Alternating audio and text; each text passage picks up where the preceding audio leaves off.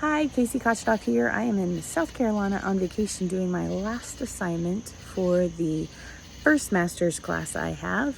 And I've learned a lot. And reflecting on all of this, I decided to do the video because it does take me out of my comfort zone, which is kind of the whole point of this, is to grow. So that's what I'm doing.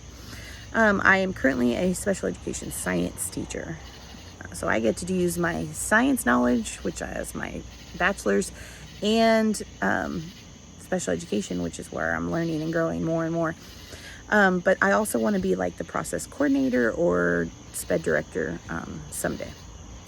So during the first assignment, researching collaboration theorists, we got to work with a team, and that was really exciting for me to reach out to other people and be like, hey, you want to be my friend? You want to work on this together? Again, out of my comfort zone. But I got to learn new people, collaborate with them, which is kind of the whole point of this. So I had heard many of these theorists already, but it was just insightful to put them all on one chart and see their commonalities and differences. So like from Cook and Friend and their different strategies that co-teachers can utilize in a classroom, which comes up later at the very end of this class. And then Vygotsky, Bandura, and Pask, who all believe that there's some sort of social interaction that takes place when learning is happening in different forms, but that's kind of the main gist. And then you have Covey, who is my favorite because I used to read this book to my middle school students, The 7 Habits of Highly Effective Kids, and we used it as our PBS theme, I guess you could say, for a few years. So we got really good at these habits. And then Belbin, how he puts like specific team roles, and even though someone's not utilized the entire time during some project or process, they have their strength and they're utilized for that strength, so that the next person can kind of take over. So which kind of brings up our next topic, which is our AEP team and the roles and responsibilities that each of our members take on. Obviously, I know the roles and I know who we are researching, but like they all have strengths, and I don't know that I utilize each person enough. I'm sure none of us do. But parents know so much, and really I should take the time to get to know them, because I see their kid for 2 years and then they're gone. So you don't really get to know them like you do when you're in elementary school and you have them for 4 years or more. And I don't have their kids all day either. So in junior high, we have one class with them, maybe 2. And so you don't get to learn about them as much. But it's really important that we all do our role and utilize each other for our strengths, kind of like Belbin talked about. The next week we talked about ourselves, and I learned a lot. My interpersonal beliefs and abilities, I guess, my skills. And I am an active listener. I checked always for most of those checklists. I shake my head, I talk, I go, okay, yeah, I ask questions. But I'm not confident in speaking, which is why this is not comfortable. So my goals during that week was, be more articulate with my words, fully think it through, be confident with my thoughts. Like, I know I'm smart. I just got to put myself out there. And, all of those skills will be really helpful in my future goals as a coordinator. The next week we learned about our own intersectionality. So like putting the labels on myself was weird. But also then thinking about my parents and my students and their background and being just culturally aware.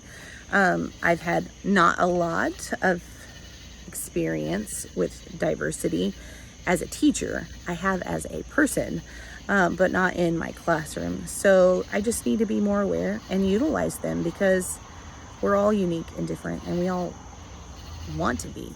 We don't all want to be the same. So we also watched that panel video, and that one hit home because I have a best friend who has a child with Down syndrome, and so I got to watch them, like the Gooches, sit on the side of a table and be part of that IEP team as a parent and be the advocate for their child.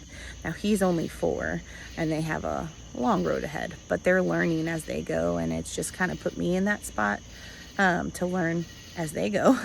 But they're not on two sides of the table. We are on one side of the table, and we are all working towards the same goal, and we're all working for that student. And that's what we have to remember when we're talking about their culture and their beliefs, and we're talking about parents and our teachers. Like, that is our goal, is to make them successful.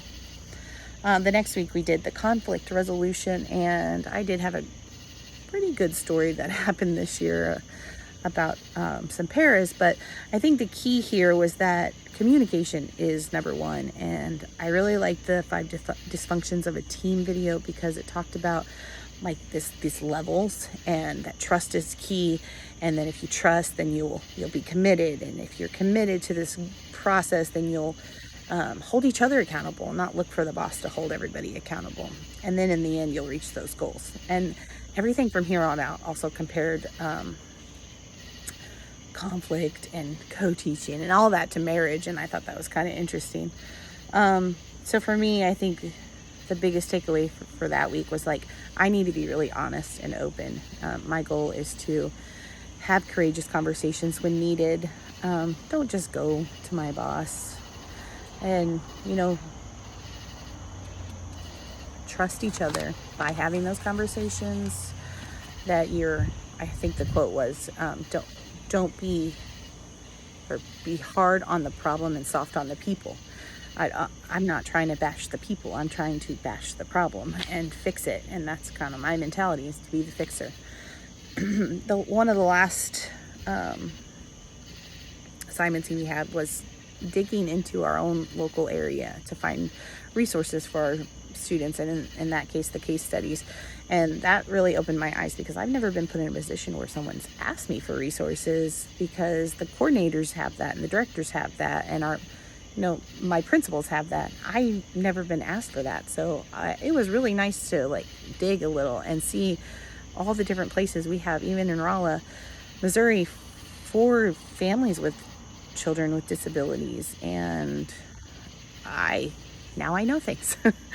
And lastly, I love co-teaching.